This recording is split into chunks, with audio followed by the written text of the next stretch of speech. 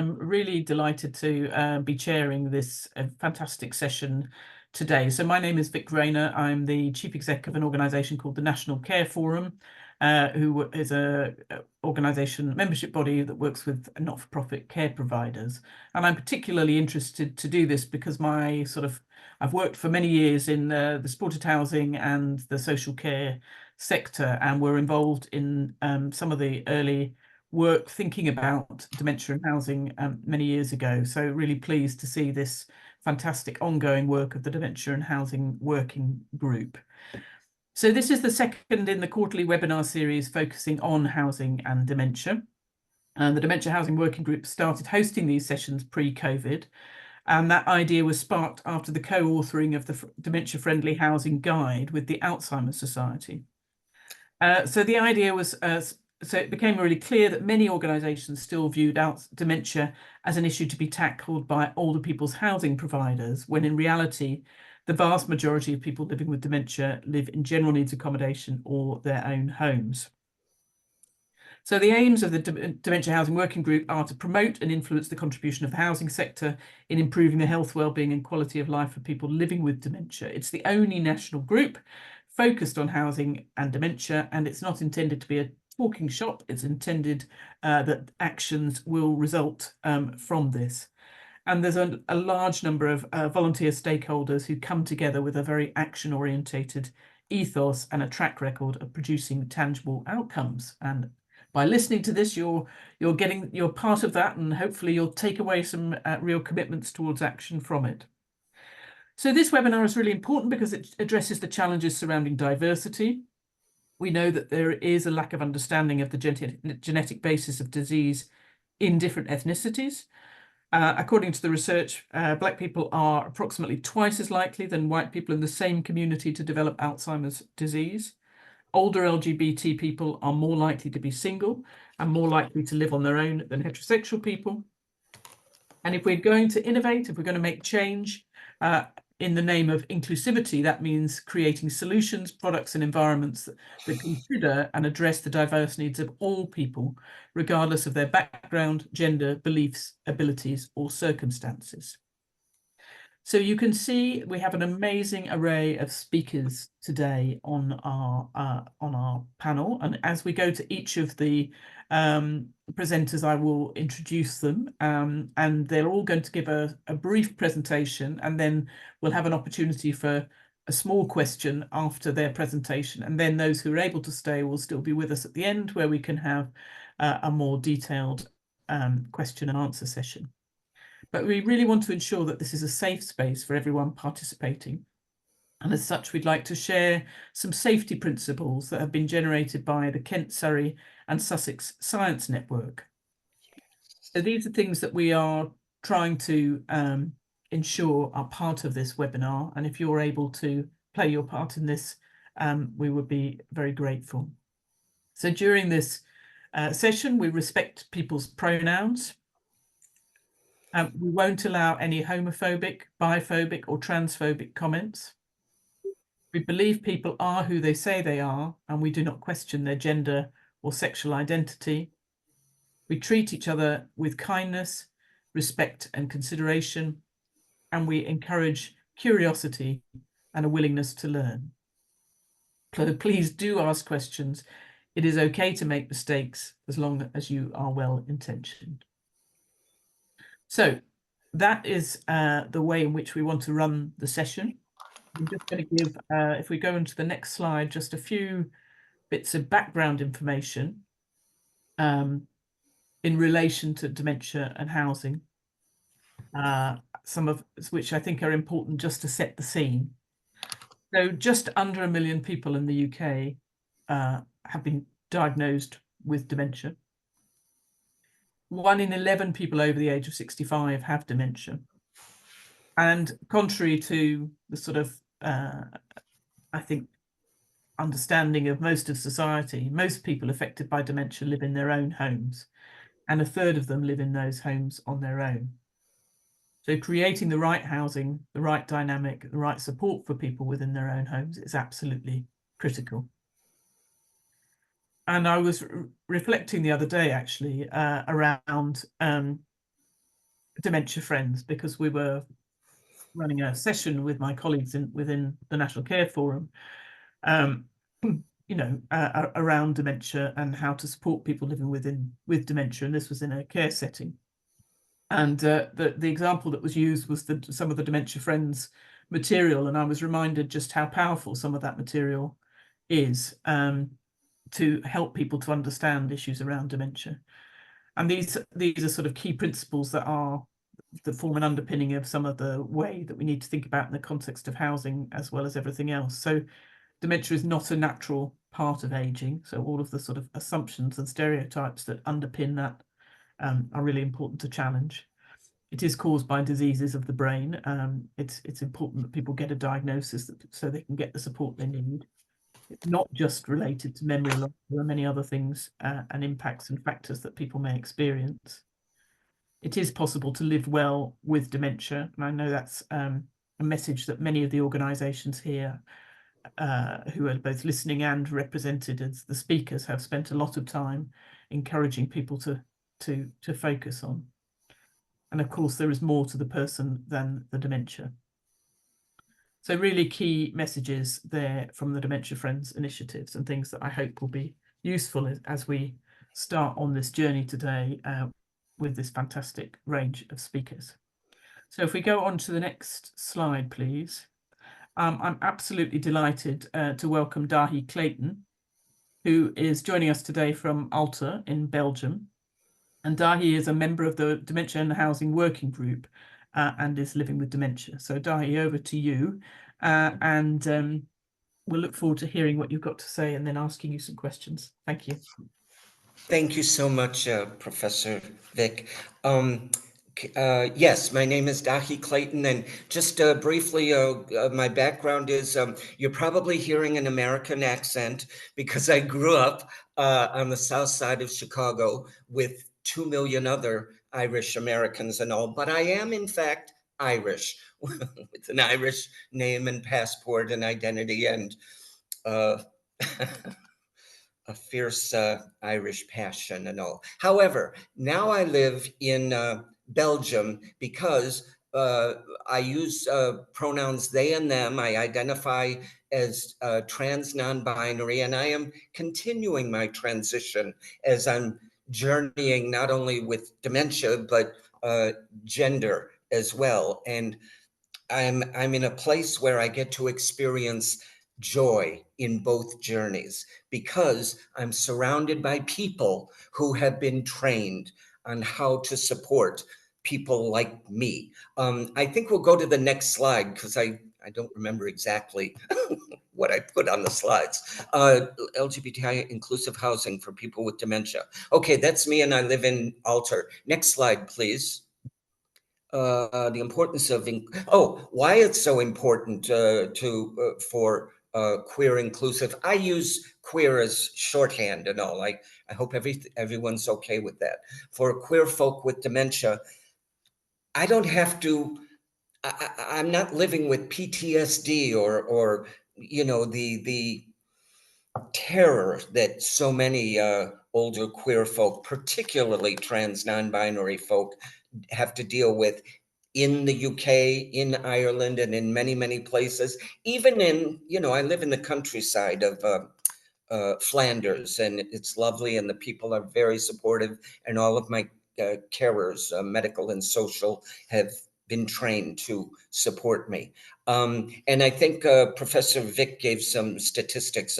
Well, if there are nearly 1 million LGBTQI folks in the UK, there's no accurate census in either the UK or Ireland or in many places. But if we use the old 1 in 10, that's, I don't know my math, so whatever 10% of 1 million is. Okay, so we're dealing with a lot of people. Next slide, please. Discrimination and stigma, historical and ongoing discrimination. Well, in the UK, it was only recently, I think it was in the early 1990s when homosexuality was ultimately and finally decriminalized, and yet there's still so much work to do, you know, not only in the UK, but in Ireland and elsewhere. So I'm part of that Stonewall generation that I came out in the early 1970s, and I've lived my life radically queer. And I want to make certain that the end of my life is just as fabulously queer as my life has been. But I need advocates that I can trust to do that. And I don't always know that. Isolation, oh my God. The reason why I'm here in Belgium is because, like so many other older folks, not just queer, but during the COVID epidemic, I was physically isolated uh, in Ireland, where I was living at that time, near outside of the city of Cork. And one of my carers was from Belgium, and he said, Dahi, go to Belgium and you'll get much, much better care.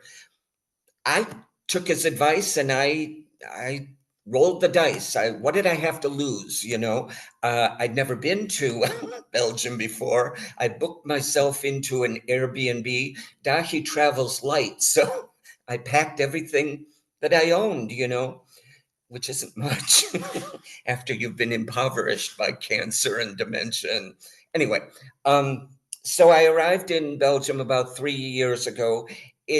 It took a while, but now I'm in a wonderful place. I'm in what they call a service flat with 30 buurvrouwen, which is the Dutch word for neighbor women, buurvrouwen and boermen.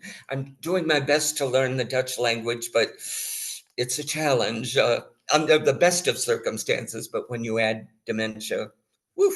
Anyway, I'm in a very, very good place. Okay, where are we at? Healthcare barriers. Well, there aren't many here in Belgium, thank goodness, but there certainly are in the UK and Ireland and elsewhere, and in 70 countries around the world where homosexuality is still criminalized and all. So we have a lot of work to do.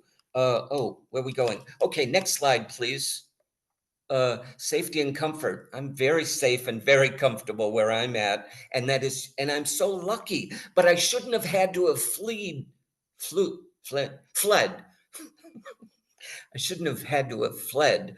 Well, America, which is a shit show right now. My home country of Ireland. I have a rainbow family there that I'm disconnected with because there is no safe harbor. I suppose there is, but it's not readily available, and you shouldn't have to fight so hard. And I've heard about the postcode lottery in the UK, depending on where you're located. Cultural competence is important, you know. It's not rocket science, you know. We learn about different ethnicities and populations and all, you know. Learn about queer folk, you know. Ask questions. Just listen, and listen with a heart space. Community and belonging, inclusive housing fosters a sense of community. There are, what do they call it? Queer inclusive purpose-built homes in Stockholm, Sweden. I think that the Rainbow House is 15 years old now, you know, not exclusively queer, but essentially so, for older folks growing old together. In Zurich, they have one. In Munich and Berlin, and there's a collective in France. I lived in one in Madrid, and they were wonderful. And so they're sprouting up. You know, older queer folk are taking care of themselves in the same way that gay men had to do during the AIDS epidemics in the UK. I remember seeing that wonderful TV series, It's a Sin. I think that was the name of it. It was wonderful, and in America as well. We had to take care of ourselves when no one else was doing that. Thank you. I think I saw a thumbs up. Okay, next slide, please. Inclusive policies. Oh yeah, I heard you had a big election in the UK earlier this summer, and I think there was a clean sweep after 14 years of you know who.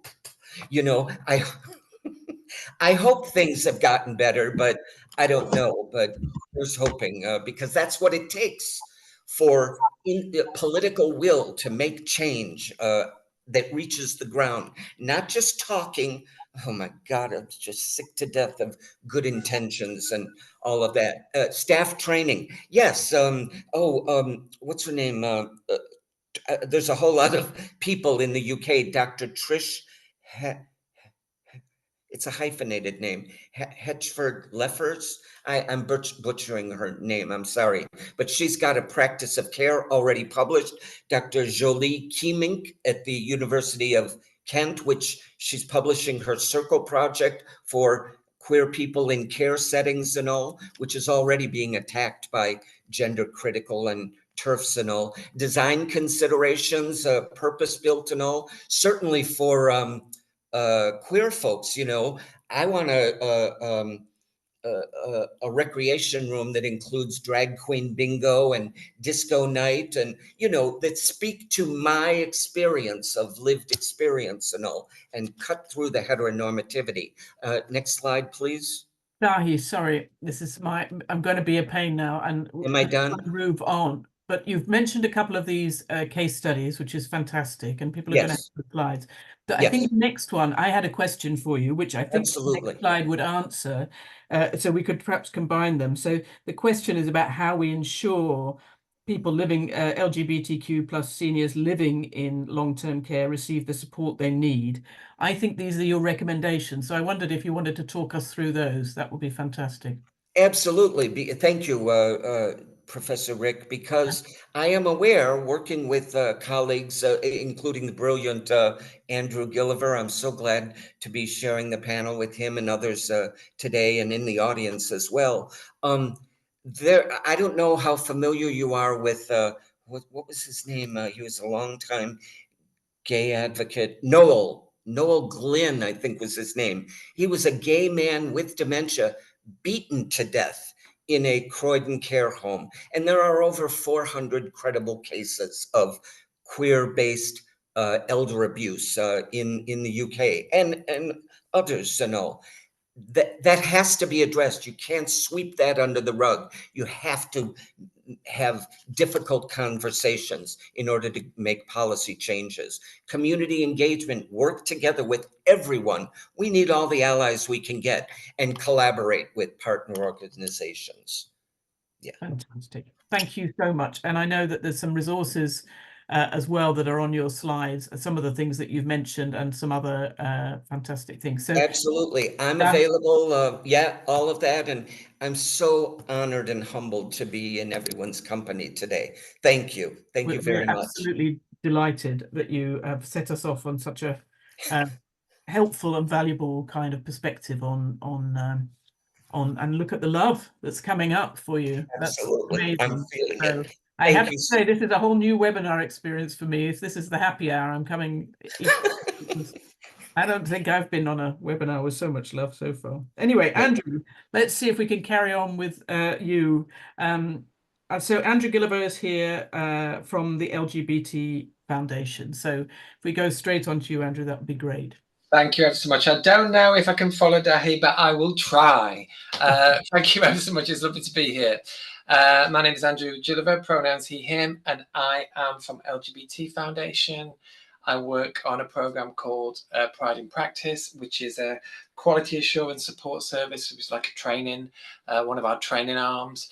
LGBT Foundation is one of the longest running and one of the largest service providers for LGBTQ plus people in the UK. There's my email and address, so you can all have this afterwards. And I'm going to share some learning from a recent project we did in Greater Manchester supporting LGBTQ plus people affected by dementia. But before I do that, I just want to pay tribute to Wendy Wales from Guinness Partnership. I don't want to embarrass you, Wendy, but it's only about 5 or 6 years ago that we started doing some work with our communities affected by dementia, and it was Wendy and Guinness that supported our first project. So thank you, Wendy, and it's lovely to see you in the room today. But next slide, please. So what I'm going to talk about is the most recent work we've done in Greater Manchester with an organisation called Dementia United, a Greater Manchester dementia support organisation.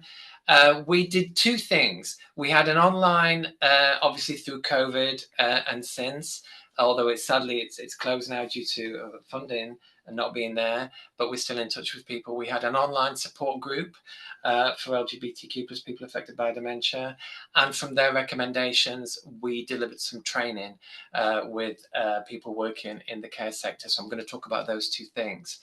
And all the links you will get to look at. We did two reports, one on the group and one on the training, so you can read a lot more about those. So the feedback that we received were that services, you'll have heard this from Dahi already, but services supporting people affected by dementia would benefit from specific LGBTQ plus awareness training, including real lived experiences from people who are experiencing living with dementia and caring for people from this community affected by dementia.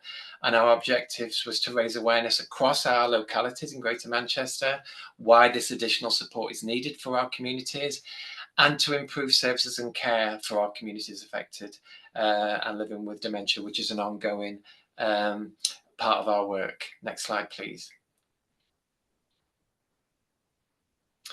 So as with anything, we had to evaluate the work we've done, and I won't read out all the quotes there. You can see some of the quotes. There's, you know, you've got to justify your work, haven't you? And we got so much positive feedback from group members and about why things like as Dahi was saying, kind of culturally appropriate, LGBTQ plus appropriate support services are relevant, not just inclusion, but actually those safe places for our queer communities.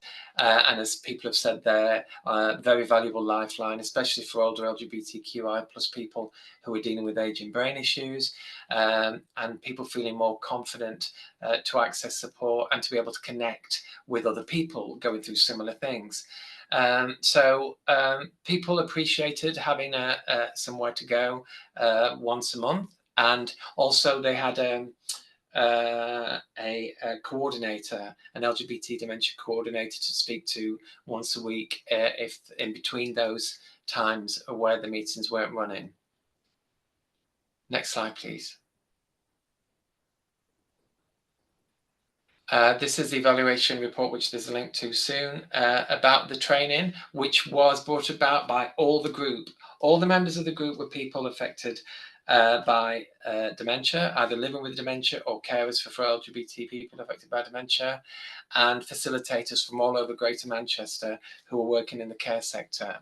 So the training covered an introduction to health inequalities as experienced by these communities. Again, more information on why specifically LGBTQ plus people affected by dementia need additional specific support. And also suggestions in how we improve services and care for our LGBTQ plus communities, so that we as healthcare professionals are more confident to support people in our care who are from the LGBTQ plus community, because we found that people wanted to support people, but they just weren't confident about how to approach that, how to talk to people from our communities. So the training was designed so that everybody could ask questions and raise any points throughout the session that they wanted to. Next slide, please. We were aware that there was a gap in knowledge about LGBTQ plus people's experiences, which is why we did this work, particularly around dementia and other long-term conditions. The importance of visibility, again, from what Dahi said, is crucial in care services, and for people to know that there is specific support organisations for LGBTQ plus people, and there is inclusion in, can I say, like mainstream organisations as well. And one really important way of doing this is making sure that we are monitoring things like sexual orientation, gender identity and trans status in all our organisations. It's really crucial that these questions are being asked, and we are confident to ask people about their gender identity and sexual orientation. And there's definitely a need to do more of this work in care settings too. And there's a link there to the actual report, which you'll get a lot more information on if you're interested in that. Thank you very much. Next slide.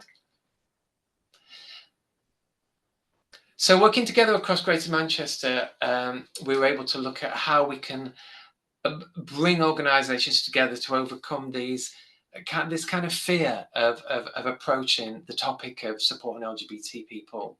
And from doing it, we realised there was an increased demand from our care teams and health and care staff that actually, once they knew that information and training and support was out there, more people wanted to take part in it. I think we had about 211 people take part in last summer. It was about 10 or 11 sessions. And our recommendations were, we need more of this LGBTQ plus dementia awareness and inclusion training, particularly in the care sector. And again, we need to do more in care home settings as well. In LGBT Foundation, we have, and there's a plug, no apologies here because we've got to promote training. We have 2 ways that we can engage with organisations in training that's LGBT specific, and there are links there if anybody's interested in looking at this after today. Next slide, please. Here's just a list. There are many, many support organisations, and I want to share the good news that there's so much support out there for LGBTQ plus people, but people just don't know where that support is. For example, we have thousands of calls to our telephone helpline every year, and most people are calling because they just want somebody to talk to, or they want referring into services that they know are going to be LGBTQ plus affirmative. But the good news is they're all out there. And I guess our job in the LGBTQ sector is to share that information, to make sure that professionals have this information so they're confident to refer people with confidence to appropriate organisations, and to reassure our communities, as Dahi said, that there's no need to be on your own. There's no need to be isolated. We are a large community, as Dahi rightly said. But there are a lot of us out there. We can't quantify the numbers, but there's a lot of LGBTQ plus people around. And there are a lot of really good networks. Here's just a few. Our organisation is a full list of services you can look at. Dementia United is Greater Manchester's support service. Dementia UK have just, in this summer, they have created a role for a consultant admiral nurse who is supporting the LGBTQ plus community, which is fantastic. Something that I know Dahi's involved in is the LGBTQ Advisory Group, which is a group of wonderful people who are passionate about improving the lives of all LGBTQ plus people affected by dementia. And for professionals, there is the Skills for Care LGBTQ plus learning framework, where you can learn a lot about how to develop programs, gain more confidence, learn how to connect your organisation with their LGBTQ plus service users, and they're the links on that page. And I think that might be the last slide. Apologies if I've gone really fast. No, you've done very well. Very well, under a lot of pressure. So thank you very much. I mean, I think we'll come back. We'll have an opportunity for more questions, but just a kind of quick sort of off the cuff one, I guess, is about training is obviously one sort of way of thinking about how we integrate and include awareness into work. But is there another thing that you think anybody listening to this could do immediately in a way? Yeah, definitely. Thank you for that prompt. I mentioned it before. Every organisation should be monitoring sexual orientation, gender identity, and trans status, just like we monitor age, ethnicity, etc. We should be monitoring these things internally to support our staff teams, and certainly with our service users. And organisations like LGBT Foundation, we can help organisations who don't know where to start. Yeah. Because particularly when it comes to things like the Equality Act and the Public Sector Equality Duty, we should be doing these things because we need to be able to demonstrate how we are meeting the needs of diverse communities. So we can do that, and we can help you if it's something you need help with, but we should be monitoring these things. Brilliant. All right. Well, look, that's really important when as you rightly started the conversation with a sense that, you know, at the moment, we don't have that quantifiable data. And of course, as the old adage goes, you know, we care about the things we measure. I'm sure that's not how the old adage goes. It's something more smarter than that, but you know what I mean? It's that kind of sense. We can do it. We can do it. And there's kind of no reason not to do it, because people are, you know, we're not reaching people. So we can do it. And if people need any help, just get in touch. We'd love to help them. Thank you. Thank you so much, Andrew. That's great. Okay, we're going to race on because we've got a lot more to get through. And I'm really delighted to welcome David Truswell, who's going to talk to us about dementia and ethnicity. So David, over to you. Okay, fantastic. Got slides. Yeah. Fantastic. Okay, quickly about me. Amongst many things, I'm on the board of Dementia Community, which puts on the annual Dementia Congress in Coventry in November this year. Also on the board of a couple of smaller organisations, one called Culture Dementia UK, providing information to minority communities about dementia. I've been around in the dementia field for probably about 10 years. I write independently, mainly about minority communities and their experience of dementia, also get involved in research projects and a lot of awareness raising, really, with different community groups. Let's move on to the next slide. Okay. The list here really comes out of my experience, particularly in talking to community organisations over the last 10 years or so, that these themes continually recur. I think more recently, particularly in the last 5 years, we've seen more academic research evidence supporting these observations. But I think some of them on here really have yet to be tackled by formal academic research. Oftentimes, what we come across when people are talking about their anxiety about dementia or developing dementia or getting a diagnosis, people will often describe that themselves as wanting to shy away from their own community because they're scared about stigma and being stigmatized by their own community groups. Often what can go along with this is that their carers are actually experiencing or are afraid of experiencing isolation from the community. This is changing quite a lot now as community organisations and community groups get better informed, but there's still oftentimes you come across people feeling more than a bit ashamed about the idea that a family member might be developing or living with dementia, which makes them withdraw socially.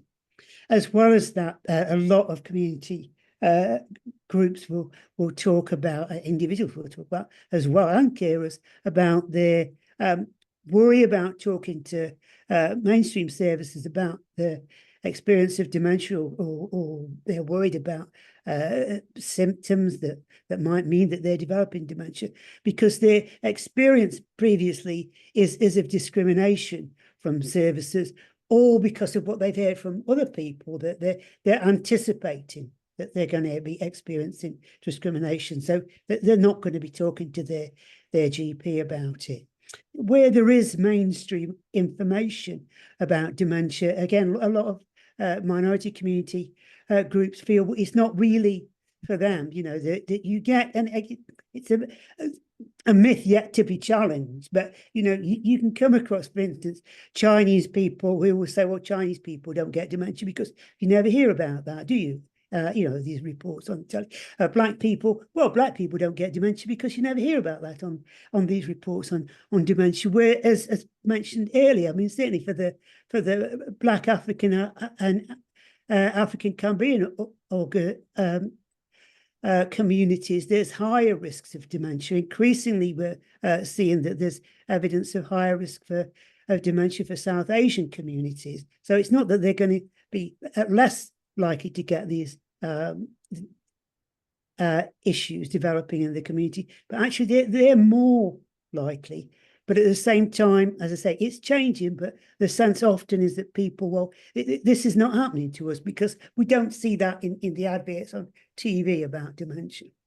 People tend to believe still that dementia is a natural part of aging, and also along with that, there's nothing that can be done. So, you know, if grandma is developing what people in the family think is dementia, well, you there, no, there you go. She's 76. What do you expect? And anyway, we all know there's nothing you can do. So, you know, let's just put up with it and kind of maybe start to isolate them. Oh, we can't take her out.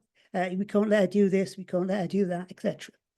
Often language and cultural practices that are really important on a day-to-day basis are not addressed in terms of care support. So, for instance, you get a very straightforward one with some communities, for instance, in personal hygiene, people have a separate cloth to wash the upper part of their body and the lower part of the body. But if they have a paid carer comes in to do a personal hygiene task, they don't know about that. So, what does it matter as far as they're concerned? Again, there's a plethora of small issues on a day-to-day basis that are often neglected when it comes to personal care for people from cultural minorities. And one of the things that I think particularly doesn't get addressed in the more academic research is the whole experience of migrant communities. And I think particularly for first generation migrants, if you basically claw yourself through your life with not much help and a lot of victimization from the host community, to at least have something that you're proud of achieving yourself, then you're not about to turn around in your latter years when you're worried about the vulnerability to be talking to that host community about that experience of vulnerability. So I think there's a lot of people's anxiety about loss of independence that after a lifetime of being self-reliant that makes them reluctant to look for help. Let's move on to the next slide. People often forget that it's not just communities that have cultures, it's also professional services that have cultures. And again, from my experience, but also we're beginning to see this outlined in some of the more recent research, I think there are particular cultural issues that staff groups, service organisations have, and I'm particularly here talking about the UK, but I suspect it's worldwide, that make it difficult for people from minority communities to access appropriate supportive care from services. Oftentimes in the UK, I'm really sick of this idea that families are supposed to look after their own just because they happen to be black and brown families, when the dementia is probably one of the most challenging care challenges that anybody's going to have in their life. I think people need support and help to look after people with dementia. It doesn't just happen naturally. The expectation that we should particularly think of Southeast Asian, Korean, African families as somehow being more likely to look after their own when people are developing dementia, I think is appalling. In many cases, the diagnostic materials for people living with dementia from minority communities are inappropriate. Some of the historical questions that people get asked are just completely meaningless for people who haven't been born and brought up in the UK. There's often a real problems in developing appropriate reminiscence materials and materials for encouraging social interventions with people living with dementia. One of the many groups that I'm involved in, and Ronald, my colleague who's not around at the moment, is involved in, is called Dementia in Dub. One of the things we've been doing is finding ways of using dub music as a framework for having conversations about experience, and particularly kind of reggae songs as kind of points where people's stories about their history can coalesce with familiar material. David, I'm really sorry, we're running out of time. Okay, fine. But Ronald, I think, is here, so he might be able to pick up on some of those points, particularly about music and inclusive things. Okay. So yes, happy if you could talk us through some of those, that would be fantastic. And then I'm afraid we'd have to draw. Presumably the slides are available for... They will be available so people can see. So the rest of that long list, folk can have a look at in their own time. The recommendations here are, again, straightforwardly, I'll read them. One is that we have a national repository for information and resources about the experience of BME communities, because it's really hard to find. It takes a long time. And if there was one resource like a website, it would really help a lot of people. But there must be more targeted information about dementia for minority communities. And there must be better support for Black, Asian and minority carers. It ought to be a funding requirement for UK research organisations that they have to show how they'll actively work with minority and other underserved communities when they make submissions for research. This happens in the States, by the way, in relation to anybody who wants federal funded funding for research programmes.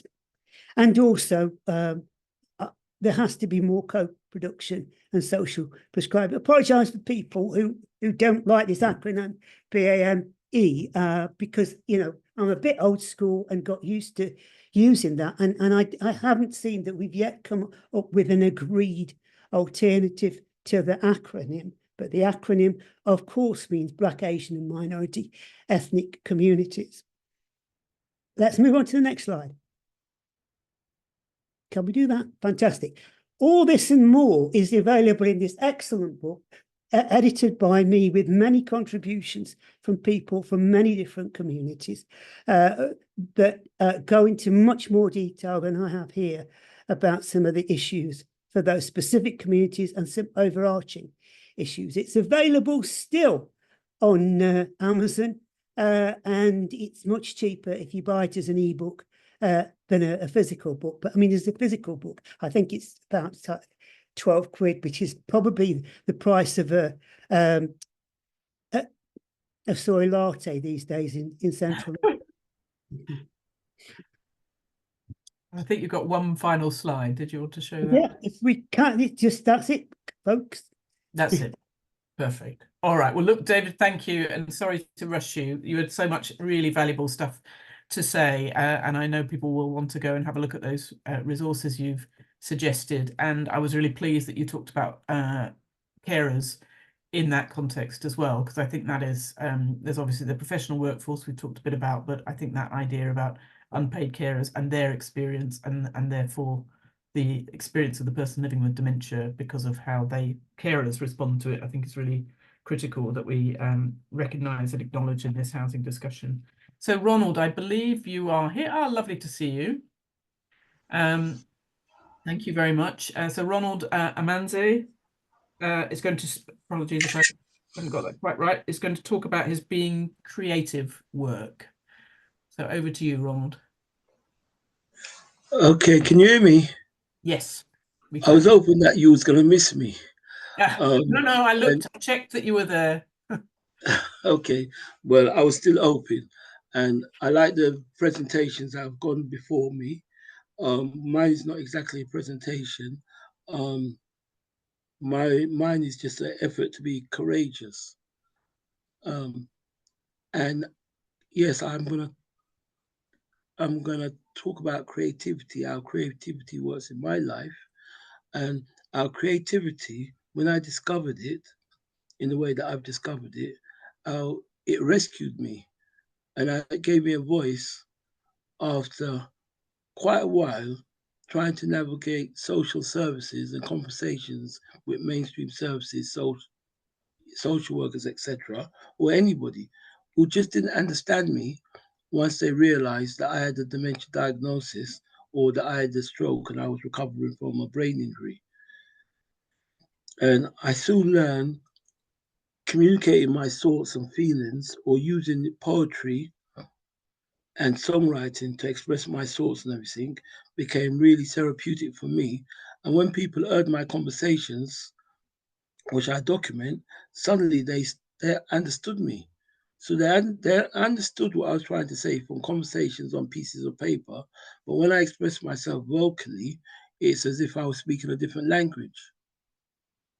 And as time has gone on, things that I write about when I'm feeling very sad and totally as if I'm somebody from a different planet because I don't fit into the status quo of what is expected of me, i.e. being reliant on medication and not being ambitious, not being enterprising.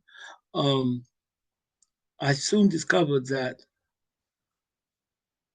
I could actually really make full use of the value of the word diversity by nurturing the diversity that comes with creativity and the arts. And I can actually say anything I want without being told that I'm a problem. Because I can say, oh, it's only art. What's your problem? And so much of the things I now write, which I hope one day will evolve into a book, which my wonderful friend and support, sorry, I'm being silly now, but my David Trustwell has helped me put together over the last 2 years, the book that no one wants to publish. No one wants to publish the book that I've got entitled The Mountains I Still Climb, because it's like back in the 70s and 80s, no one wanted to touch hip hop because it was too honest. The conversations were too real. And then when they discovered that some of the honest conversations, which are suppressed and rejected by the mainstream, they turn out over time to be the conversations that really help to perhaps change the conversation. So I'm looking for someone to publish my book, to be quite blatant. And I've learned the beauty of diversity for me has been able for me to engage with so many different sections of our communities. It's enabled me to be invited into arenas, like, for instance, the Deep Network, whereby I could have a voice.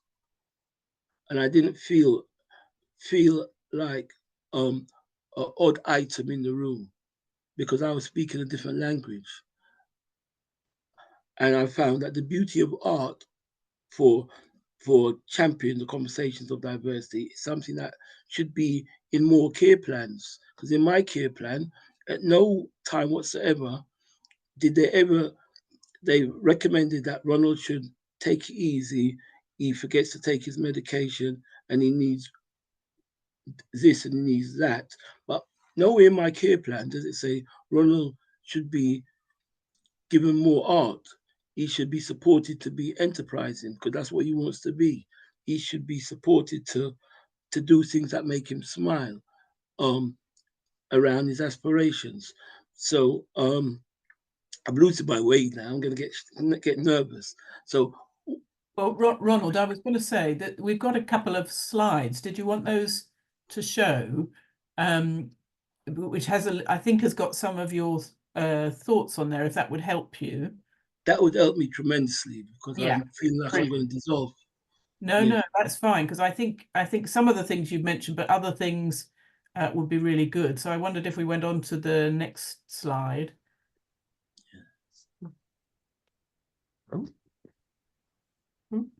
This one? That's it. Does that help at all, Ronald? That's got a... No, what helps is if you actually tell them, because I did send a video which I hope was going to be played, but that's okay.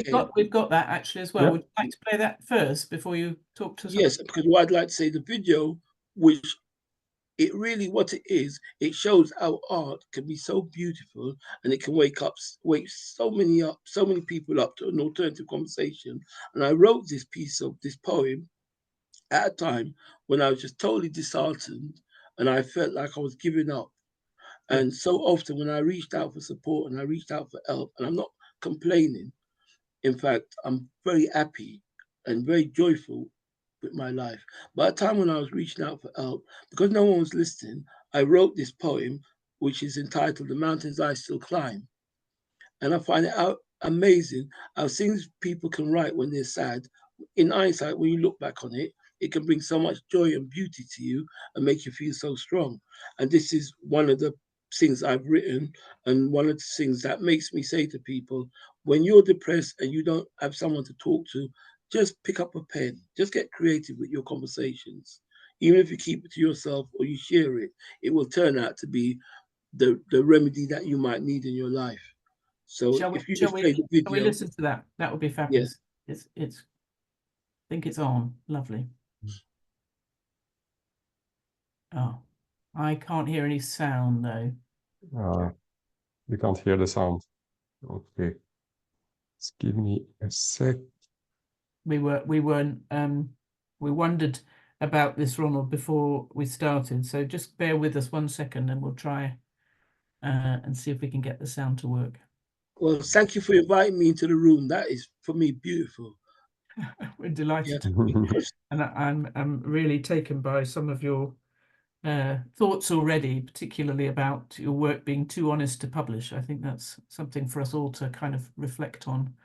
What Sally, it means. can You're you going to try make again? me co-host, please, so I can make some changes to the settings so we can hear the sound? Thank you. Great. I can see That's some arts going up the screen, and I like arts. I Mhm. often say I feel like a garden is growing inside of me. And yeah, I like the arts. They're great, aren't they? They are I'm beautiful. not sure who's keeping on them coming, but they keep them going. Right, let's try again. Let's try again.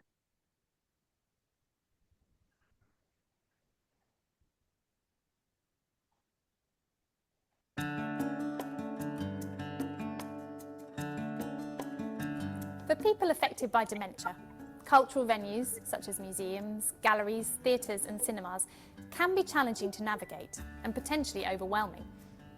It is vital that we design cultural spaces which enable people living with dementia to enjoy all that the arts have to offer. Arts and culture, basically, to put it in a nutshell, it is my therapy. I want to still be adventurous in life. The arts enables me to maintain myself and my aspirations and joy.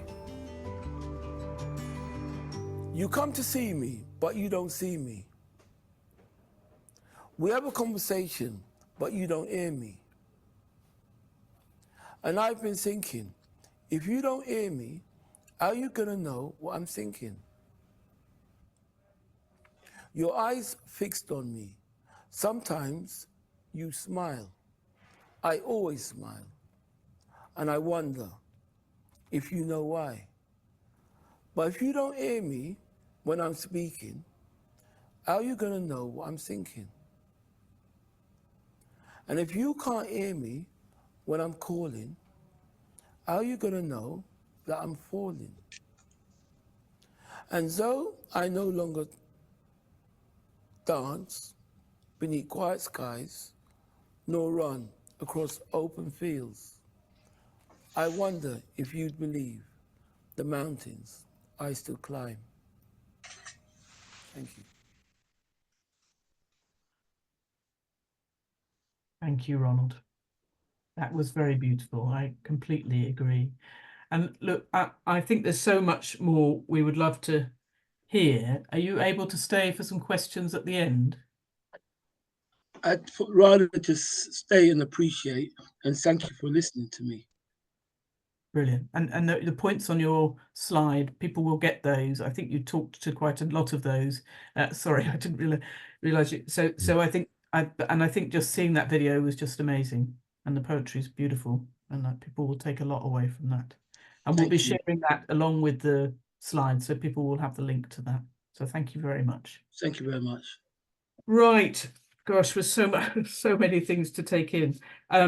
Look, we've got now Adam Preston, who's from the LGBT Foundation, who's going to be joined by Amy Davies, who's from Great Places, who are going to talk about the Manchester LGBT Extra Care Scheme. So over to you two. Thank you. Thanks for that, Vic. And I think that's a really difficult one to follow. That was brilliant, Ronald. So thank you for that.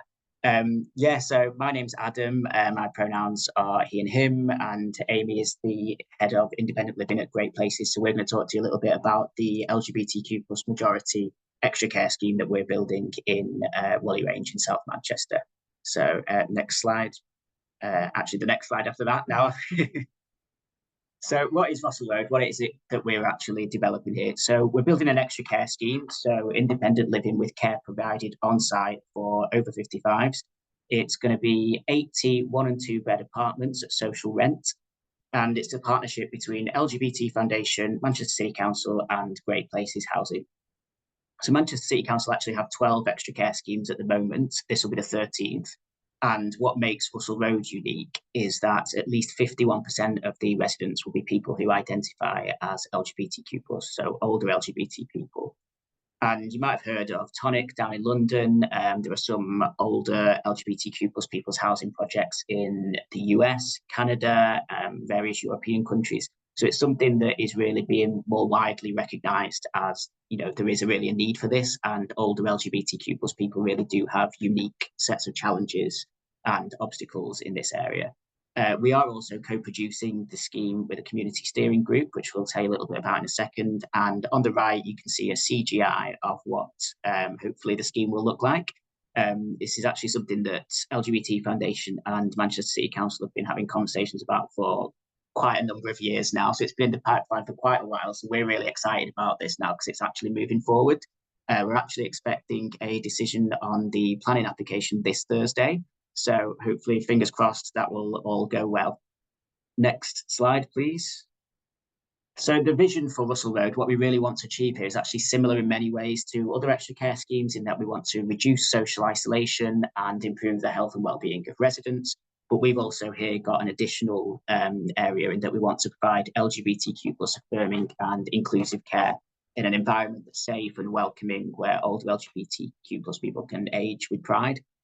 And we also want it to have a wider influence across Manchester. So as well as Russell Road, LGBT Foundation are working with Manchester City Council to deliver a programme of training and accreditation to the other extra care schemes. And then we're looking at extending that beyond into Greater Manchester and nationally as well. So we really want to improve the lives of all older LGBTQ plus people. And we're hoping as well that maybe other local authorities will follow us and develop similar schemes as well. So next slide, please.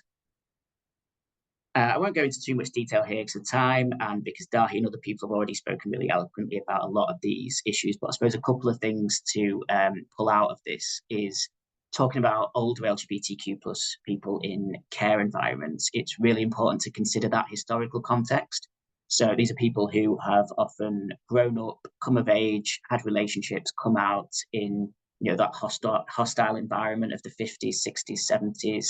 Experienced a lot of prejudice and discrimination, in some cases conversion or aversion therapy, inverted commas, often estrangement from families, got the impact of the AIDS epidemic and HIV stigma. So there's a lot of experiences that older LGBTQ plus people have that are unique to them.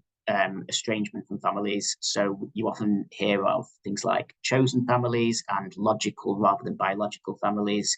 So networks of LGBTQ plus friends that aren't always really considered by staff. And as been mentioned by others, that lack of training and awareness of LGBTQ plus people, their identities, their relationships. So the main thing that I'd like to take, I suppose, from that is that what you often find is LGBTQ plus people enter care environments and end up going back in the closet and hiding huge parts of their identities, their past, their relationships, who they are.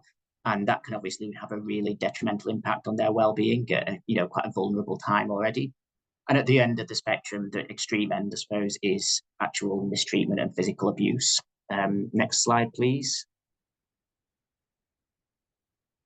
So this is just to kind of show you a little bit of, what is actually going on. There really is a need for this kind of scheme. And you can see why a lot of older LGBTQ plus people are, particularly worried about entering what they see as perhaps a heteronormative care environment, where they're worried that they may not be treated with respect, understood, their partners might not be really appreciated in the same way.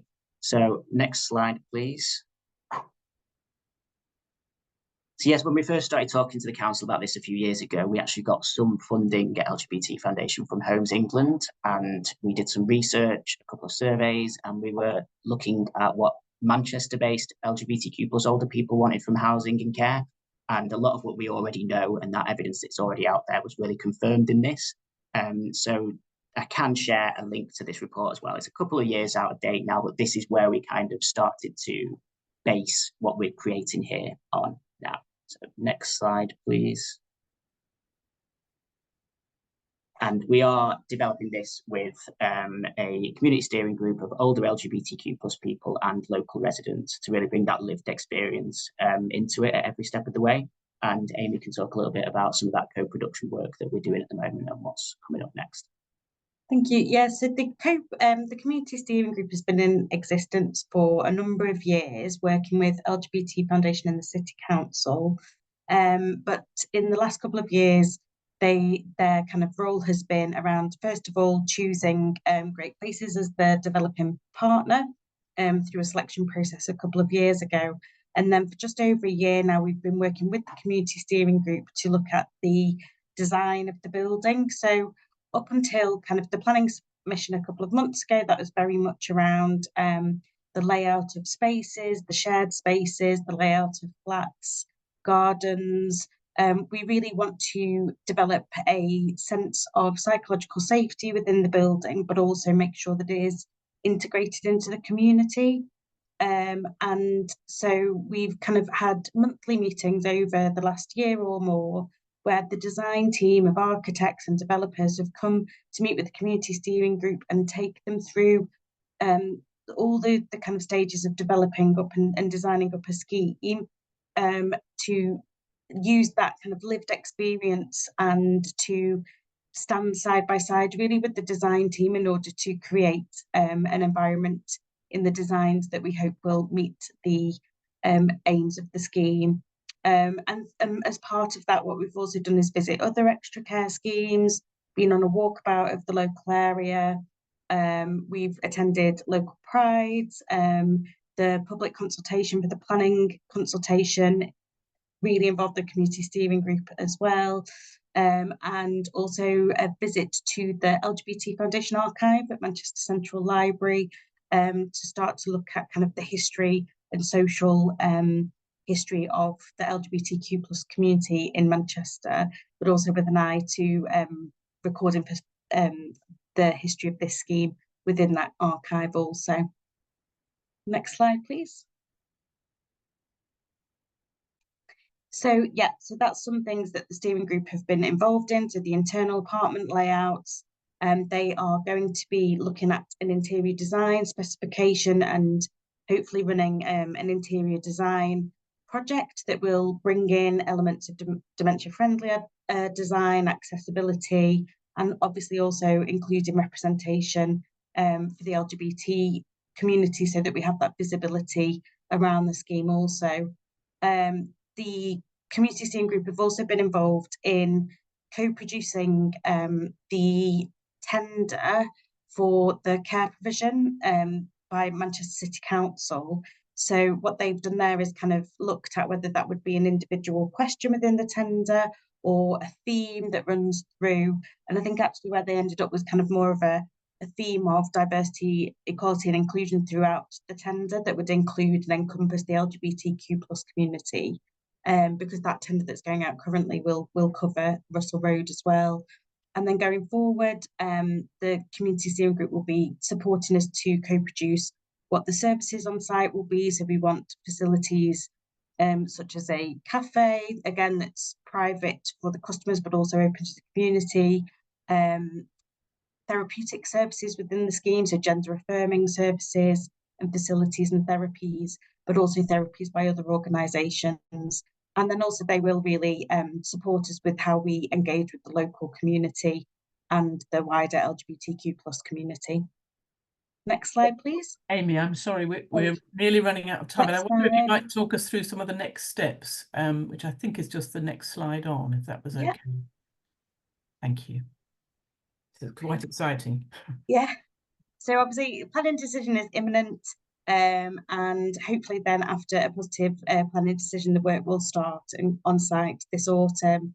And like it says there, the co-production will continue with that plan over the next couple of years of both design and operational elements, including our lettings policy and engagement with the local authority in the allocations for the scheme, training and education of colleagues and also community steering group in relevant topics. So we hope like 2.5 years and we'll be open and inviting our first residents in. Brilliant. Thank you so much. Sorry to rush you at the end. No, it's okay. It's fantastic. And I think some of the points about, you know, the learning to share, you know, the sort of questions that you put into the care tender would be absolutely relevant, I'm sure, for all tenders going forward. regardless of whether it's going to support a specific LGBTQ plus scheme. Yes. Fabulous. Thank you both. And we'll come back to you for more questions at the end if you're able to stay. So the next session we've got is with Cecilia Toole, who is from Sight and Mind, which is the CIC focusing on sensory, or she's going to talk about sensory impairments. And I think we're going to do this as a bit of a conversation. Is that right, Cecilia? Hello, hi, yes. Yes. Mine isn't as grand a slide presentation as the other. No, but that's fine. If we haven't got another slide with it, shall we just take the slides down for a second? Actually, yeah, that's fine. More easily than that. Brilliant. So, I mean, I've got a couple. Did you want to talk first, or shall I ask you? Yes, I did forward a couple of slides, just mainly with Sight Mind, the address, the information. Oh, perfect. Apologies. Would you like that up while we talk? Yes, if that's okay. But like this, I don't. Whatever, that's fine. So first of all, we're also nice. I don't know how to follow what has previously been discussed. Congratulations to everyone. I've learned so much sitting around this table. I really have, and a big thank you. So I've wrote a couple of notes, maybe that like some other people do when they're watching presentations like this, and I'm not going to talk about a building in the community or housing out in the communities. I'm talking about people who are living in the communities, in their own homes, looking after usually their own loved one at home. That's what, and that came about, Sight and Mind came about by my own lived experience with my family member and my professional experience as a rehabilitation officer for people who are visually impaired. So that's a little about why Sight and Mind came about, we'll say. I know, I was going to use the word believe. I know that in anyone's home, and it can be scaled up or scaled down, once an environment is planned and thought of, that adds to the quality of the cared for life and the carer's life. So an enabling environment is crucial. And it was in my experience, when my family member, which is my father, was diagnosed with a dementia, I'd had no experience other than what I knew about through the newspapers or heard of, but my ignorance then was, got no experience. So I thought I could go to a telephone, go on the laptop at the time then, and find some information and support, because I knew I was going to need this. That was over 17 years ago. What I did identify and find that what I expected to be in our community or in the community up and down Great Britain, even in parts of Europe, was the information that I was seeking out.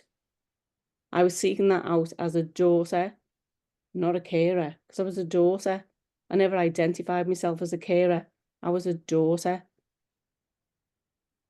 That eventually changed, because as the progression of my father's health deteriorated, he was dual sensory loss, other health conditions, we'll say, that impacted on him and myself.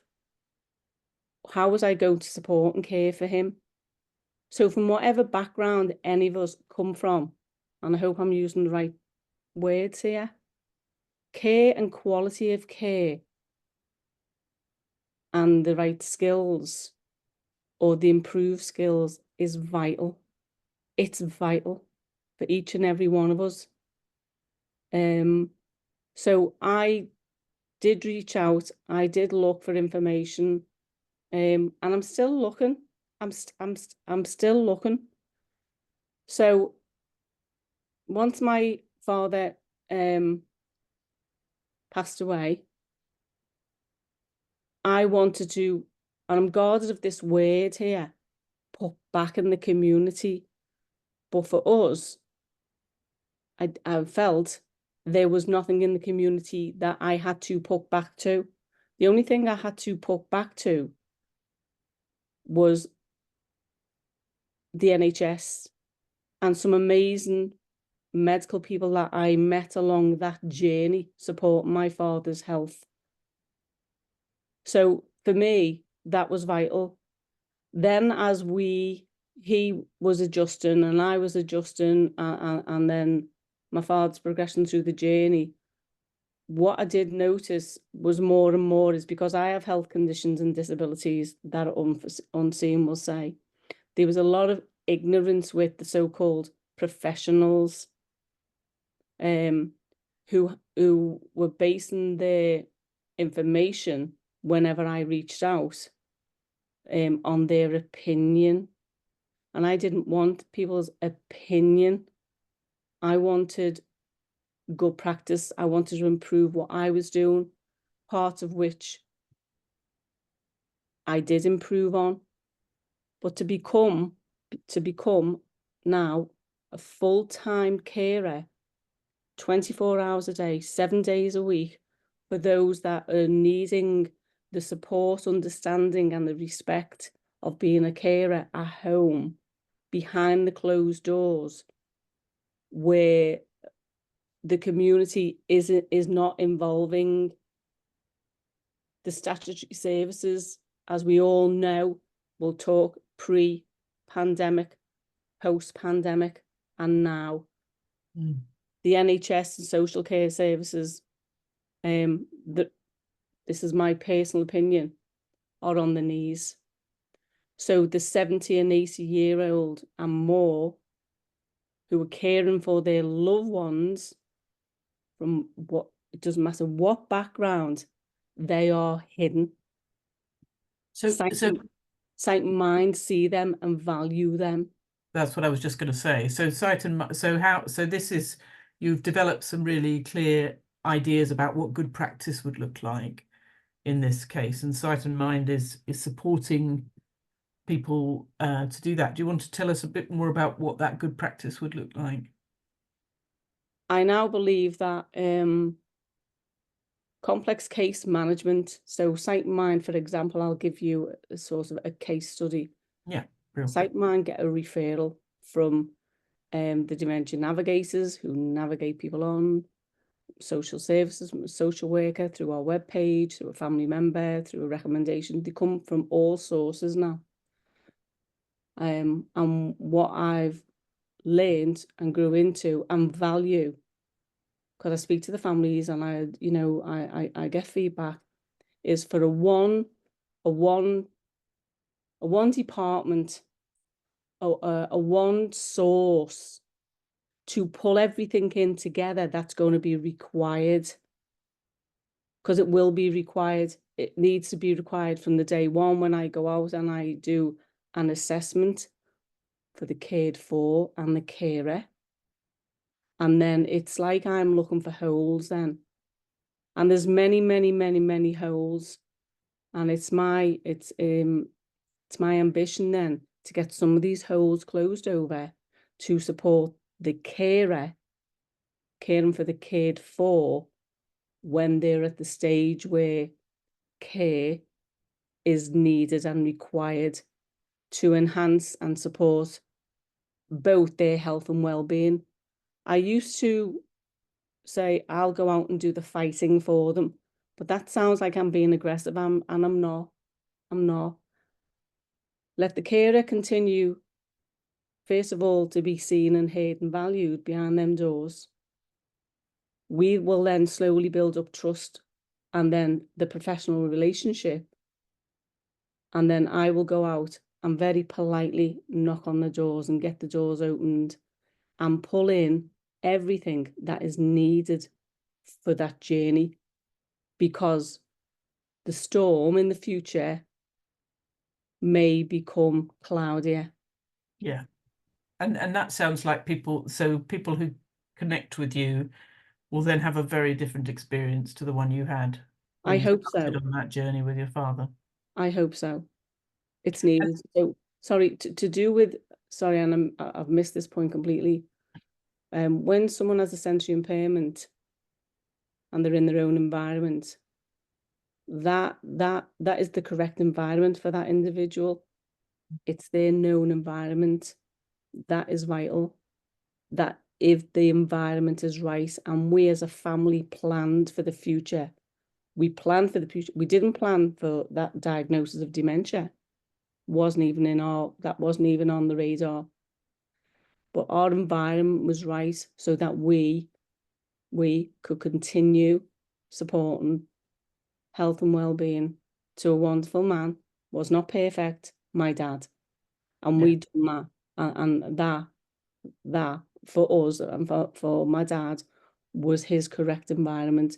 He had the correct people and skills and expertise around him. Yeah, brilliant. And just a final few things about Sight and Mind. So is it possible to put up the slides that Cecilia had, Jerome, just so that we've got the contact details and things like that? Vic, they weren't included in the okay. deck, so just What questions. we'll do I is can include them. put those details in the chat. Yeah, no problem. People, that would be great. And the geographical area that you cover. Okay, so people say to me, how much is the service? For 11 months, a few years ago, it was completely free because I work for free. I started off with a few £100. I now have to apply to the lottery, and I receive my funding to support the area of Knowsley, just outside Liverpool, to support families. However, I've now been asked, will I support families in Liverpool, the other local areas of Sefton and West Lancs? And people are reaching out, and it's usually a crisis. It's usually a crisis. Yeah. And that's what I'm at. For some fantastic practice for people to think about and hopefully follow up with you for more questions and more details. But really inspiring. Thank you very, very much. And an area we've not talked about enough. So moving on. Sorry, I feel really this constant moving on. Sorry about this.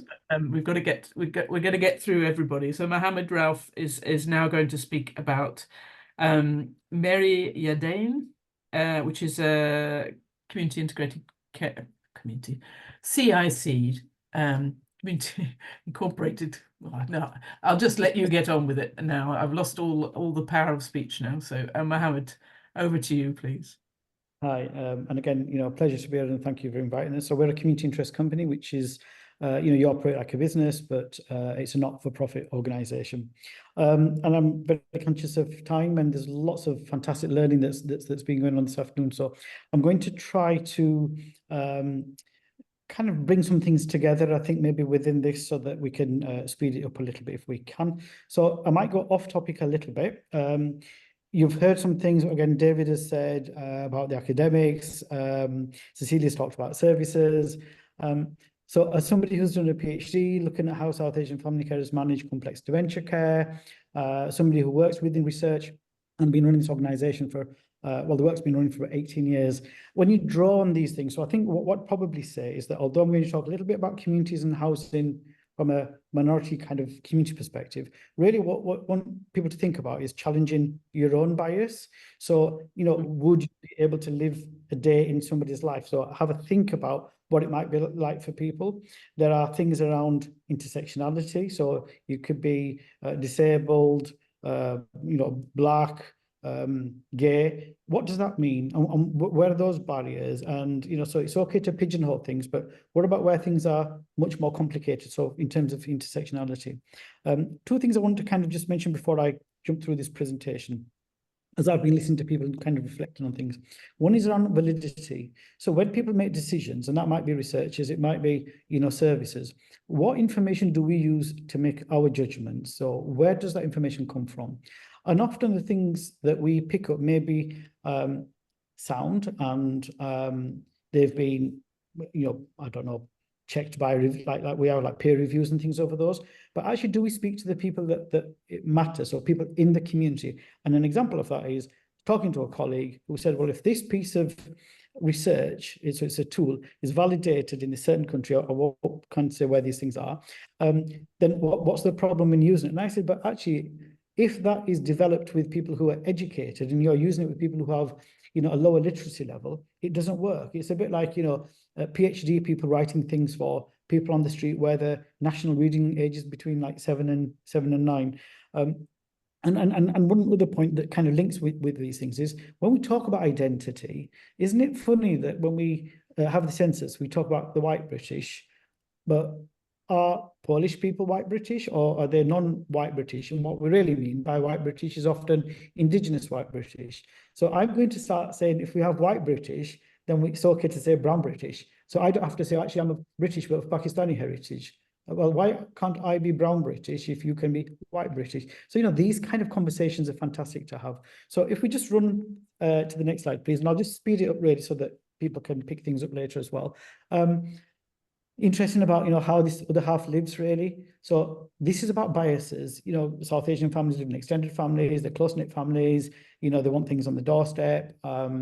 Of course, they all bought their own houses because, you know, they don't want to be paying rent and, you know, they want to stay there and it's long-term and it's their communities. These are their homes for life. Now, we often hear this and see this, but actually, if you jump to the next slide, the same points are the extended families are breaking into nuclear families. You know, kids get their education, they move on, better housing, you know, money in the pocket kind of thing. So there goes that thing of, you know, the extended families living together. Are they close-knit families? Well, they can't be close-knit families if they're having to chase jobs and careers and move on and kids move on and language changes. So these transitions of, you know, being able to have somebody who speaks your own language in your community doesn't matter so much if you are then English speaking and your kids are English speaking, you can go and move somewhere else. Well, of course, we all like everything to be on a doorstep, but liking things on our doorstep might mean that we are trapped in these communities because if I want to be able to access my prayers in a local mosque, I want to be able to go to the local shop, you know, I want my kosher meat or my halal meat. If I'm moving out of the area, I might not have that. So actually then I have to make some of those lifestyle changes. We talk about owner-occupied housing here, but when we think about that current crisis at the moment, you know, who's got extra money, whatever sphere of field that you're talking about, and Dahi talked a little bit earlier about, you know, politics. And I'm not making this as a political statement, but actually people don't have money. If you don't have money, then it's costing you more perhaps to be in owner-occupied than it can be in non-owner-occupied. So we're thinking of things like if you're a pensioner in an expensive area, so you are resource kind of asset rich, but cash poor. And the idea of homes for life, if you think of a lot of the minoritized communities where they live, tends to be inner city areas. If they're inner city areas, they tend to be like terraced housing, old Victorian housing, you know, stairs that steep that go upstairs. Well, actually, they are then not homes for life. When if you've developed things like dementia and disability, and of course, minority kind of communities have sort of multi comorbidities often. So there's lots of complexities there. Next slide, please. So I wanted to kind of like draw things to a close by putting something back into this conversation about housing and, you know, what we might want, where we want, you know, how would people want. And I tried to think of 3 areas. One is that you reach out to the expert. And who's the expert? It is the people that it matters. So we often talk about in the world of dementia about, you know, nothing without us.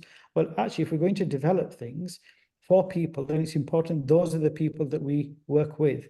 So there may be things around coping strategies, but actually housing would obviously matter. Do those children have the time to go and help? Would care providers understand some of the nuances of you know, social norms, traditions? So you might say, here's a curry, but a curry would be very different from, you know, Iran all the way to, you know, Vietnam, Thailand, whatever, all very different dishes, but we'll call it a curry. So what are those nuances?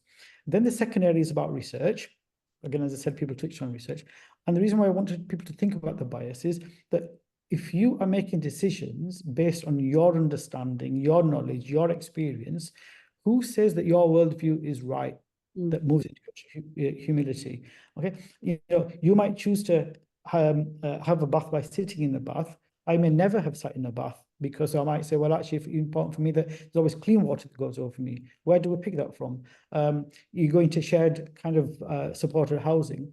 In most of the Eastern cultures, there's like a little water jug, kind of, we call it a lota, that's there. So after the toilet, you wash yourself. So somebody may go into some housing somewhere that facility isn't available. They're confused, what do they do? Or they share in place and somebody else comes and says, well, you know, why is this here? So to try and learn these things, I think is really important that we think about what do we develop that's meaningful to people that are going to use them? And we can have consultations, but consultations are only as good as the people we reach out to. If we can't reach out to the people it matters, then actually we're going to, be providing things for people that actually have a voice and can sort of articulate what they think people should have, rather than those that might use those services. And the last point really is that, and as I said, that I apologize, I've rushed through this because I know time's ticking on, but people as individuals, all of us, we carry that whole experience of what makes us as us, and that includes things like faith and language and social norms, and I put as well as cultural expectations, because we may have expectations that other people place on us. So if we're going to think about housing, think about developing things, I think these three are the recommendation that I would, and of course I absolutely echo what David said earlier on in terms of communities and some of the barriers that we have. I think that might be the last slide, but if there is one, oh sorry, yes, of course there was. I won't talk through this just because of time, but if you just think about, if it's in terms of developing housing wherever, the 3 points would be location. So where might it be? What would it have? Buildings, what kind of a building might it be, or room or shed, or whatever. And then about how we reach out to communities for consultation, and about the training for our staff to make sure that it's done right.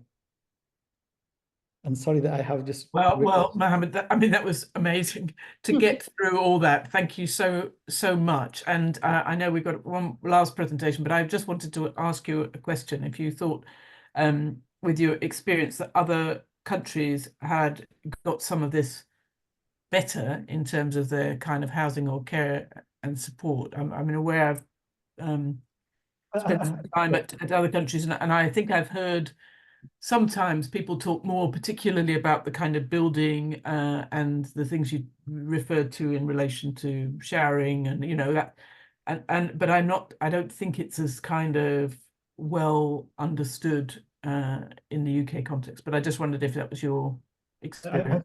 There is very little research that's out there. We have the general one, and I've often said in various fields that if we can't get things right for the general population, so in any country, the indigenous population, then those who are migrant or of migrant heritage are still at that place of, when people are starting to talk about support at post-diagnostic stages, and our communities still talk about, awareness of dementia. What is dementia? What do I do? How do I do? Where do I go? So I think in terms of housing, there isn't much, but I think it's for us to push that bar that if things are being developed, and if we are commissioners and managers and so forth, then let's think beyond our own experience. I don't have to be LGBT to be an ally or a champion or a supporter of saying, oh, actually, have you thought about somebody who may struggle to, say that they've been a gay man if they've been quiet all their life, or if they've kind of gone backwards. So I think my point really would be, let's think broader, representing broader rather than just ourselves. Yeah, notion of cultural humility, I think, is a really powerful terminology. Right, well, to your point about resources and support and what's already out there, I'm really delighted that we've got Wendy Wells from the Guinness Partnership and John Simmons from Housing 21, who are going to talk to us a little bit about some of the amazing resources that there are from both the Dementia and Housing Working Group and NHS England. So you guys. And I'm going to be super quick because I have been shamelessly plugging this for months. So I've been sitting as part of the Dementia Housing Working Group now for about 8 or 9 years. And a year or so ago, after the APPG report, Housing for People with Dementia, Are We Ready? We wanted to put together a dementia information hub so we could have one place where anyone could go to, and it would cover any kind of resources, links that you may need. So we created it, the Information Hub, and we're hoping it has all the best information on there, advice and support for people living with dementia, their families and carers. It covers all range of things. I'm not going to go through the list, but what I was going to do, if it's okay, is just share my screen and show you the Dementia Information Hub. So I'm hoping I've got somewhere here that I can click share. Yeah, I have. Here we go. And here it is. So if you could just tell me whether or not you can see it now. Yep, we can. Perfect. Okay. So this is the Dementia Information Hub. I have been populating it as I've been listening to some of the presentations, because what I'm trying to get everyone to do is add useful links and information to it, because lots of people are saying, can you share the link? Can you share the presentation? Well, We want to get as much as we can on here. There's a little bit that explains how to use it, but actually if you scroll across, it's kind of like an IT version of a Rolodex, if you remember what they were. And there we've got adaptations, charities, house design, research, housing options, and then you basically find the section that you want to, and you can then roll down and you can see any other useful links that have been added to it. So if I go all the way along, for example, today, sorry if this is making you all feel a little bit seasick, I've added a section on training, and I've popped in there the LGBT Foundation guidance around training. So I don't have to do it. You can do it yourself. It's really simple. You just go into it, you'll do a click, you'll click your link or your photo or any information that you want to add, and you'll put publish, and it will come through to me, and we will I will publish that. We don't check it that regularly. We go back in and check the links that are still working every now and again. But actually, this is supposed to be everybody's resource, not just the dementia housing working groups. I've stopped sharing because I just wanted to say, sort of finally, really, that the reason we did it is because there was so much information around, and it is really dispersed. And what the last thing you need, and I know this is a family member of someone who was living with dementia, is to have to start searching the internet for information when you need it. So please put any information that you have on there. It's hosted on the HousingLIN website. And basically, please spread the word and use it. It is full of good practice, but it will only be as good as the things that are added to it. So that was me on the resource that I wanted to talk about. And now I'm going to hand over to John, who's going to talk about the NHS England resource. Hi, yeah, thanks very much, Wendy. I love the way we were bracketed together as if we were in cahoots, when the reality is I've met you for approximately 4 seconds just ahead of the call. It's really nice to be associated with you. Good afternoon, everybody. Warm welcome into my box room in my house. But actually, especially a very large thanks to all the wonderful speakers we've had so far today. I think your candor, your transparency, they're both profound and fundamental towards the progression of understanding of dementia in the national consciousness. So from my part, I want to let the speakers know that I hear you, I've heard you, I recognise your courage, and I've learned a lot. So who am I? My name's John Simmons. He, him. I work for Housing 21, which is a large social housing provider for older people in England. We operate a devolved structure, so all of our housing schemes have got employees based on site, and that's quite important for this story I'm about to tell. So I joined Housing 21 as a strategist a few years ago, and I was tasked with designing a respect and inclusion strategy, an equality, diversity and inclusion strategy, essentially, and as an accompanying charter. And that charter was to be a series of inclusive standards that were going to be mandatory expectations of all of our stakeholders, all of our residents, all of our employees, all of our third-party contractors, repairs work, etc. And the feedback we had on this charter was really, really positive, but a consistent theme that I kept on hearing from employees, the operational front line, was inclusive standards are great, but how do you handle instances of discrimination from older people where dementia is an underlying factor? How do you challenge discrimination in these instances? Perhaps that's a good one for this panel to discuss later on, or perhaps in a future session. It's a really sensitive issue. Discrimination, harassment, and victimization are reprehensible acts, and they should be condemned. And yet there are instances where they can occur, and the context is more extenuating, despite not dampening the impact of those actions. So what's available to help operational employees understand how to respond? Resources in this area are actually really sparse. But I have managed to find a couple of documents that have served as a really useful frame of reference for me and the work that I've been doing at Housing 21, and perhaps they'll be useful for some people in this room too. Firstly, I think it's the top one there. It is the NHS Intercultural Dementia Care for Health and Social Care Workers. Really, really interesting read. It considers all sorts of factors like how to reach people with dementia and carers who need support and care, how to understand people's needs and wishes in the light of different values and traditions, how to establish trust, how to tackle racism and discrimination, how to provide person-centered care, overcoming language barriers and educational barriers, etc. And the second resource I've found is from the BMA, the British Medical Association, and that's how to manage discrimination from patients. It considers dementia as an instance where discriminatory service users should be dealt with differently, actually. There's 3 factors to be considered. One, it says the patient or the service user should always still be challenged, but potentially at a moment that is in a less challenging environment. Secondly, the worker should always have their well-being checked. We should always check in with that worker to make sure that they're okay.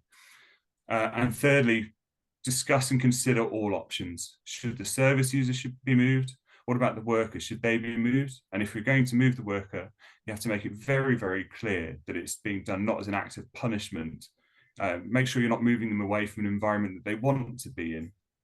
So just a couple of resources there that I thought would be worth reflecting on, and that's me.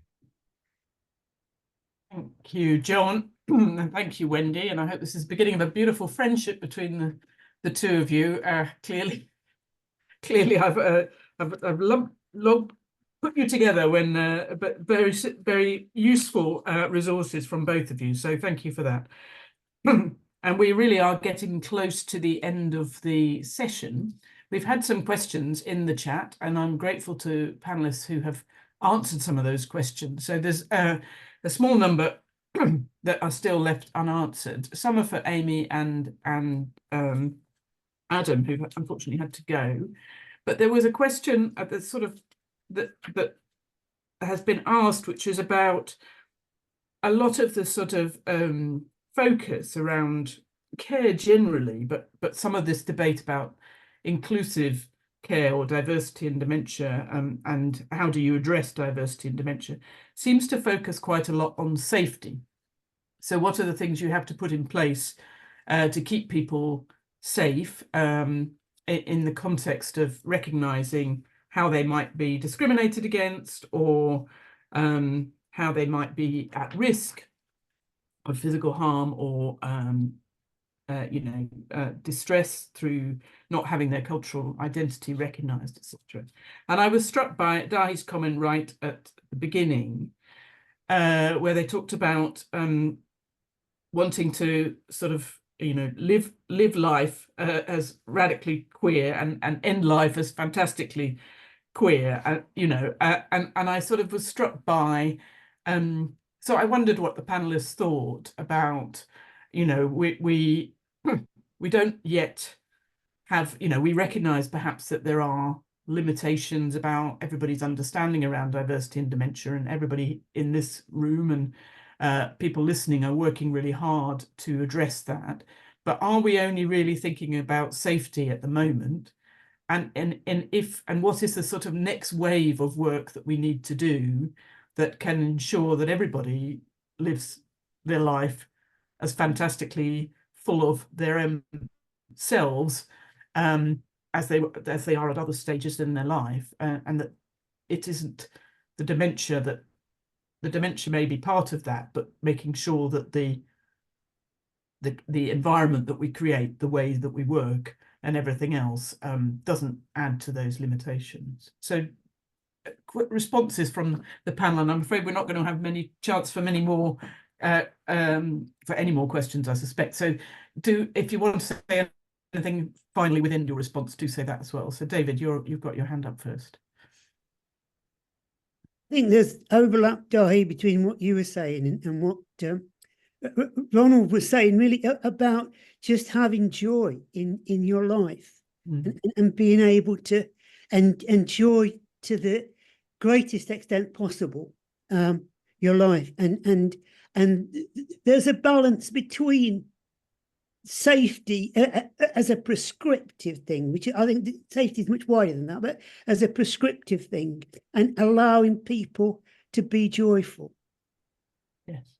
Yes, and and diversity not as difference necessarily, but as a kind of expression of joy in that way. Cecilia. Just a very brief comment, just to sort of add what I said previously. From all the different backgrounds that we all come from, I still truly believe that once a person who's living with dementia and the carer, whether they be at home or in a larger environment, a hospital, a new environment, a planned new environment, like some are getting discussed earlier on, there's a word that someone used before: kindness, respect, and consideration. And a lot of it by a family member. In our experience, and I'm blessed that I was part of a family. Some people haven't got families and they're on their own. That word called love, it's very powerful. It's very powerful. So I think to centralize everything, the human dignity of another human being when they need support and care, no matter what background we are from. Thank you very much. Mohammed. Oh, you're on mute. We spent years doing this, but we're still I think it's a bit of a reflection, really, but then looking at things from both perspectives. And when we talk about risk and how risk averse we are, so just sort of thinking from a services point of view, we often are constrained by budgets and what we have and what we can give and what support is available. We still hear families that say that the GP says, well, they're old, what do you expect? We hear from social services or from people that are saying that social services have said, that you've got a family, so you should support. And yet working with the families, we sometimes scare the daylights out of people when we talk to them about potential elder abuse or older abuse and lasting power of attorney. And they think, look, actually, we've always managed. I had a call from a family whose granddad is in a care home, went there from a hospital. The family doesn't have lasting power of attorney, and authorities don't believe it's in the best interest for him to go home. And so the family is panicking how they go through that whole system of being able to have the permission to make those decisions. So I think when we talk about risks, there's a risk across the board. And when families don't know what's happening, when I say families, are generally talking about carers, then I think we create more problems than solutions. Yeah. Yes. Thank you. Any last comments from anybody? No. Okay. Well, look, it just remains for me really to thank all the fantastic panelists for their contributions today. It's been really inspiring and very informative, and you'll be able to A, see the hearts keep on coming, and B, see all the comments in the chat. And I just think there's a huge amount of resource and information, but there's also a huge amount of willingness to do many of those things that we've just started to talk about, to bring love, to bring joy, to think about kindness and respect and human dignity. And there's so much work for us to do to make sure that each and every person who is living with dementia is enabled to live well. But working together is going to be the only way we're going to achieve it. So thank you to everybody. Thank you to the Dementia and Housing Working Group for continuing to focus on this issue. It's really important that we support each other in making this as positive experience for people and enabling people to live well. So thank you for your honesty, and it's been a real privilege to chair this. So I'll leave you to it now. Thank you. Thank you, Vic. Thank you. Bye.